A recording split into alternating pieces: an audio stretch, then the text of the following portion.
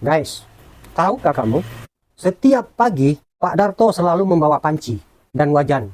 Memukul-mukulnya dengan keras. Suaranya menggema ke seluruh desa. Membuat orang bertanya-tanya, apa sebenarnya yang dilakukannya? Tak ada yang berani bertanya. Tapi desas-desus mulai berkembang.